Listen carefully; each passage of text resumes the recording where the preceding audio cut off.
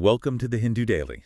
It's great to be here. We have a massive stack of stories to get through today, don't we? We certainly do. Today isn't just about the news. It's really about understanding the underlying architecture of the world around us. We're looking at a set of 8 stories that, on the surface, seem completely disconnected. Oh, completely. We're going from the microeconomics of Indian tourism to the acoustic physics of helium detection, and from constitutional battles in India's Supreme Court all the way to, believe it or not, the luxury bathroom stalls of Nanjing, China.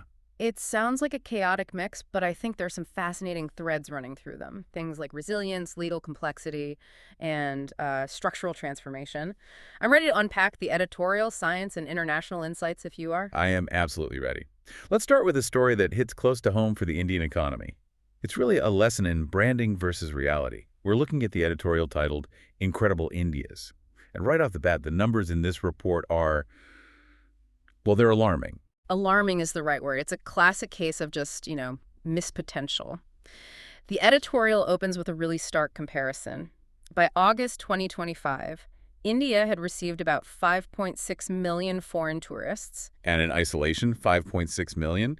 It sounds like a decent crowd. It does until you look just next door. Exactly, until you look at the neighbors. Singapore, a city-state you can drive across in an hour, drew 11.6 million in that same period. Wow, double. Double India's numbers. And if you look at the revenue, Thailand raked in over $60 billion, while India managed barely a third of that. That's the metric that really matters, isn't it? It's not just footfall, it's the wallet share.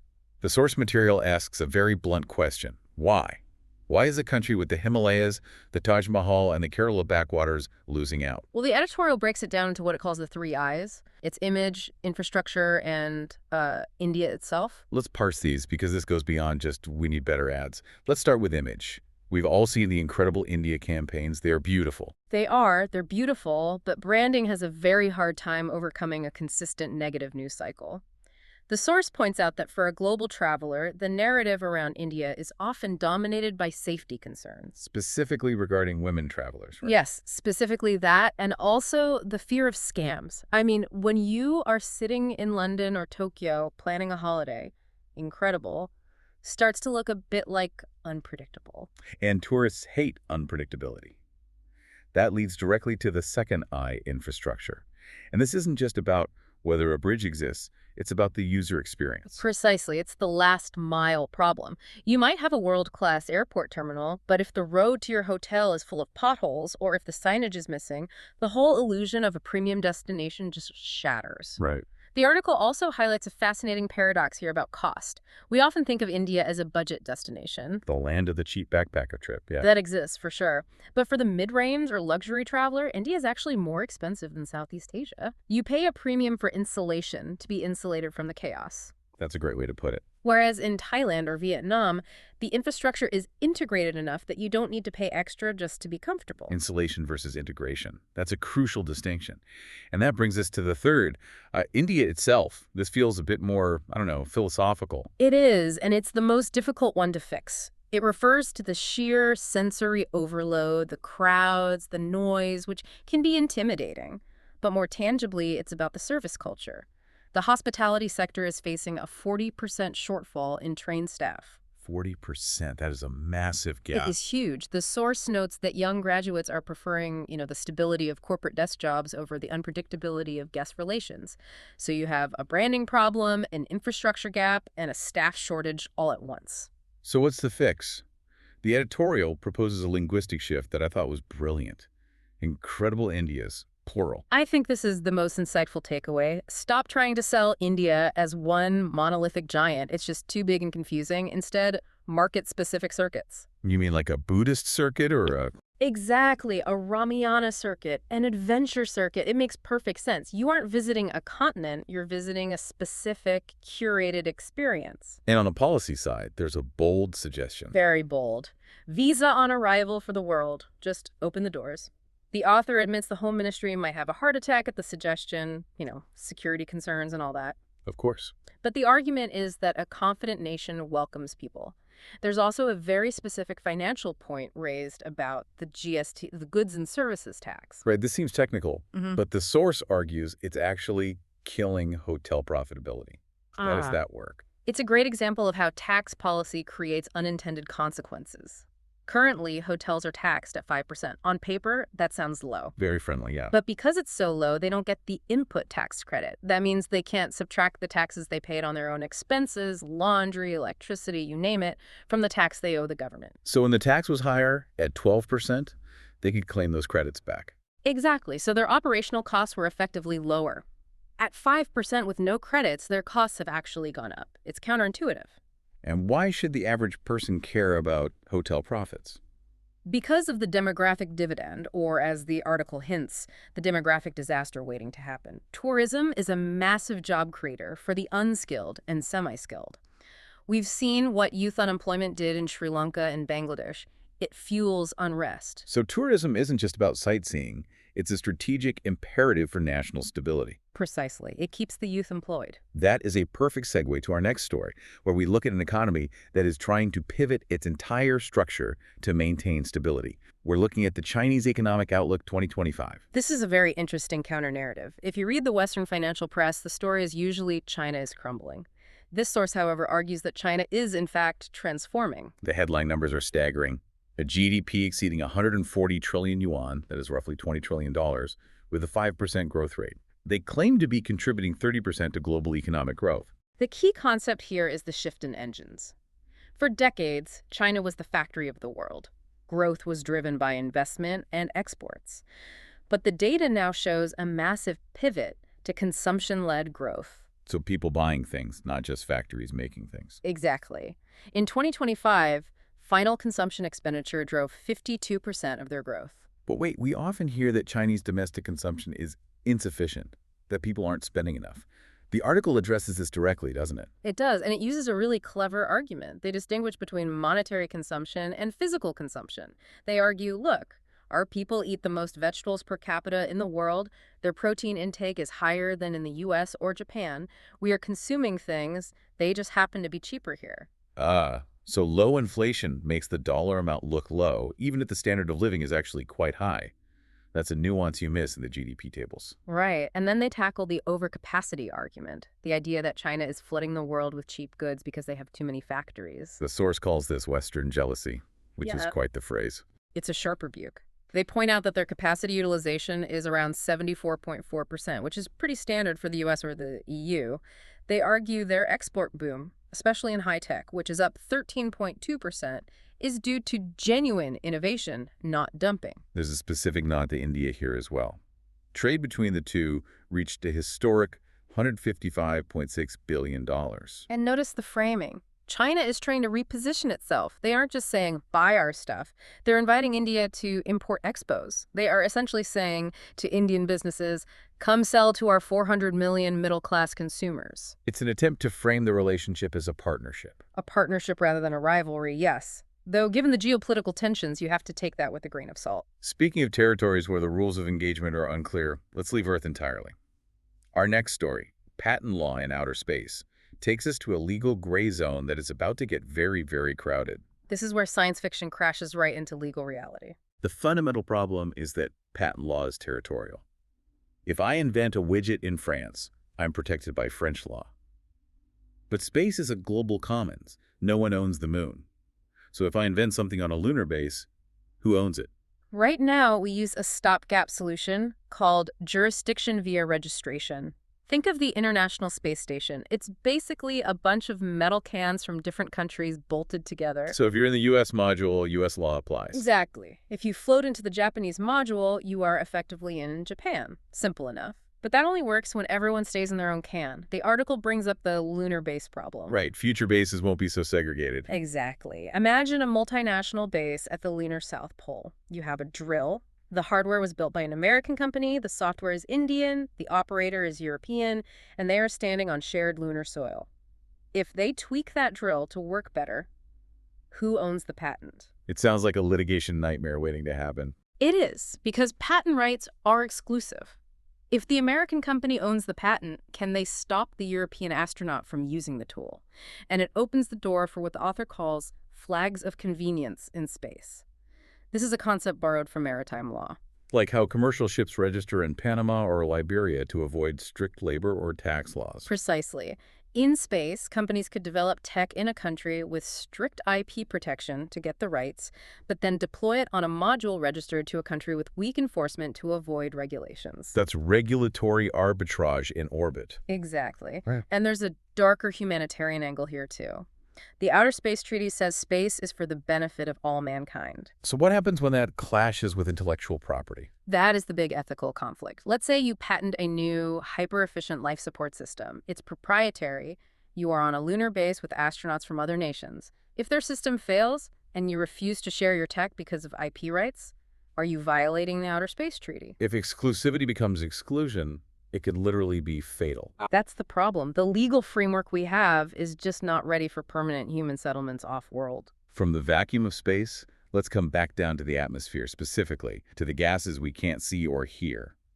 Our next story, Hearing Helium Links, is a brilliant piece of science writing. It really is. It solves a chemistry problem using geometry. So the problem is helium. It's vital for MRIs and superconductors, but it's slippery. It leaks easily. And because it's an inert gas, it doesn't react with anything. Which makes standard chemical sensors useless. Right. Most sensors work like a nose. They have to chemically smell the gas. Helium has no smell, chemically speaking. The old way to find leaks was using a mass spectrometer, which is basically a machine the size of a fridge that costs a fortune. So what's the innovation? Enter the Kagome lattice. This is the cool part. A Kagome lattice is just a geometric pattern of interlaced triangles and hexagons.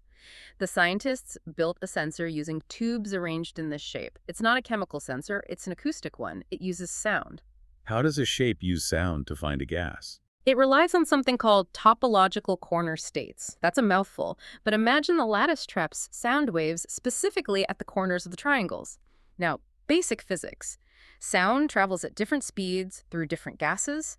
Sound moves faster in helium than in air. Ah, like how your voice gets high and squeaky if you inhale helium from a balloon. Exactly. The pitch changes. So when helium leaks into this lattice, the speed of the sound waves inside those tubes changes. That shifts the frequency, the pitch of the trapped sound. The sensor detects that frequency shift and says, aha, helium is here. That is incredibly elegant, and the source mentions this is much tougher than the old sensors. Much tougher. It works in extreme cold, down to minus 34 degrees Celsius, which is great for superconducting equipment. It also ignores humidity. Chemical sensors get confused by water vapor. This one doesn't. And there's a triangulation feature. Yes. Because the lattice has 3 corners, the sensor can measure the tiny timing differences of the sound shift at each corner. So it doesn't just tell you there's a leak. It points an arrow and says, it's over there. I love that. Using the geometry of sound to catch a ghost gas. Let's move from the laws of physics to the laws of the land. We have a heavy legal story in the text and context section. Constitutional limits of Writ jurisdiction. This is a dense one, but don't tune out. This is actually a battle about who really runs India, the center, or the states. The context is the Supreme Court examining petitions from the states of Kerala and Tamil Nadu. It all stems from the Kerala gold smuggling case. The state government set up an inquiry against the Enforcement Directorate. And the ED didn't like that one bit, so they sued to stop it. And the core legal question is deceptively simple. Can the ED even file a writ petition? Let's break that down. What is the ED arguing? The ED says, we are a statutory body created by the Prevention of Money Laundering Act. We have legal rights. If a state government is harassing us, we have the right to go to the High Court and ask for protection under Article 226 of the Constitution. Okay, that seems straightforward. So what are the states saying? Not so fast. Exactly. The states are arguing that the ED is not a juristic person. It's not like a company, and it's not an independent body like SEBI or the Reserve Bank of India. They argue the ED is just a limb of the union government. I see. So their argument is, you are just the left hand of the central government. You can't sue us as if you're an independent citizen. That's the core of it.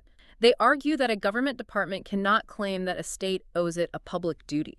But the bigger argument is based on Article 131 of the Constitution. This article says that if there is a dispute between the center and a state, it must go directly to the Supreme Court. So the states are saying the ED is trying to bypass the Supreme Court by filing these writs in lower courts. Precisely. If the court sides with the states, it would be a massive blow to the ED's operational freedom. It would mean that every time the ED has a conflict with a state government, the central government itself would have to step in and file a suit in the Supreme Court. It removes the ED's mask of independence and frames these conflicts as what they really are: direct center-state political disputes. That's it, exactly. It's a battle over federalism disguised as a procedural dispute. Fascinating stuff. Let's shift gears completely now. We have a tribute piece in the text and context section about a man who, for many, was the voice of news in India, Mark Tully. Tully Sahib. This is a beautiful reflection on his legacy. He reported for the BBC from 1965 to 1994. He covered everything: the Bangladesh Liberation War, the emergency, Operation Blue Star, the economic opening up. The article describes his style as fly on the wall. Yes, dispassionate but affectionate. He wasn't a parachuting journalist who came in for a week and left. He lived it. There's a famous anecdote about his childhood in the 1930s. He was born in India. His English nanny was terrified he would go native. She scolded him for counting in Hindi. She did. She wanted him to be a proper English boy. The article notes that she failed brilliantly, and thank goodness she did.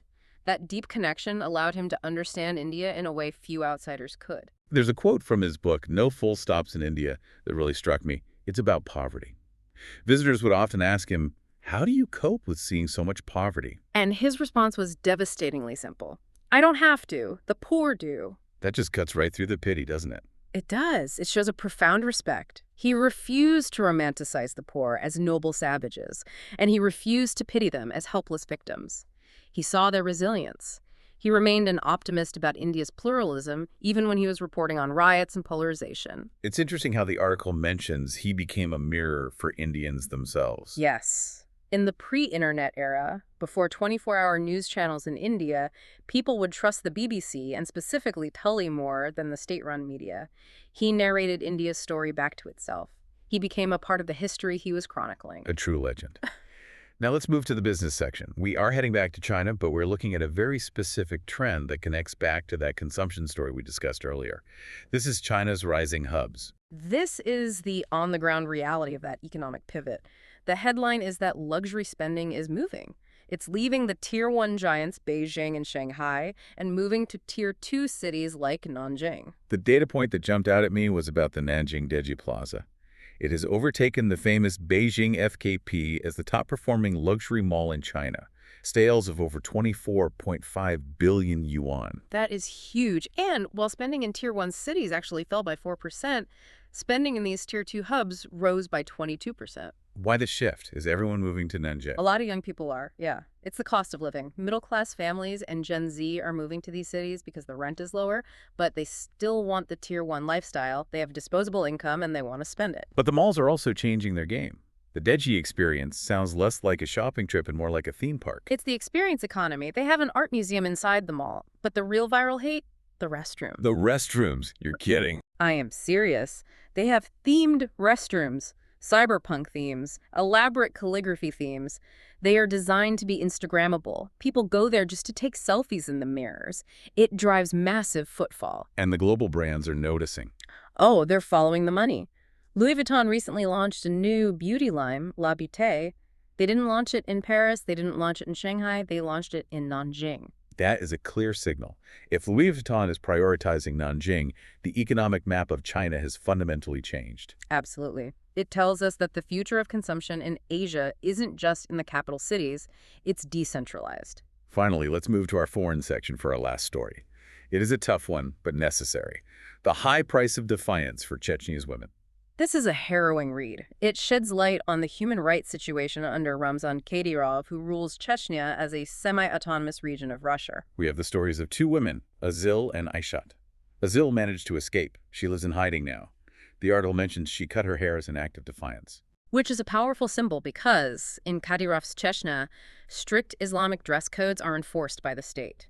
Long hair and head coverings are mandatory. Cutting it is a rejection of that control. The story of Aishat, however, ends in tragedy. She escaped to Armenia but was tracked down and found dead.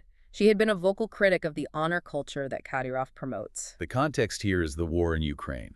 The article explains that Kadyrov runs a state within a state. Yeah. Putin gives him free rein to repress his population in exchange for total loyalty and supplying soldiers. And the war has hardened that repression. With so many Chechen men sent to the front lines in Ukraine, the domestic control over women has tightened. It's as if the regime is compensating for the instability of war by clamping down on the home front. The rhetoric used against these women is chilling. The source says the women who resist abuse are accused of being possessed by the Shanan, the devil. Or they're accused of Russifying, becoming too Russian and abandoning Chechen tradition. It's a mechanism of control. By framing women's rights as demonic or anti-traditional, the state legitimizes violence against them. It makes the abuse seem like a defensive culture. It's a grim reminder that the cost of conflict isn't just paid on the battlefield, it's paid in the homes left behind. A very sober note to end on, but an important story to tell. That brings us to the end of our deep dive today. We've covered a lot of ground. From the lattice structures of acoustic sensors to the luxury malls of Nanjing and the constitutional courts of India. Thank you for listening. If you want to provide suggestions, please contact on the Twitter handle given in the episode description. As always, we are eager to hear what our listeners want to be informed about. We wish you a great day.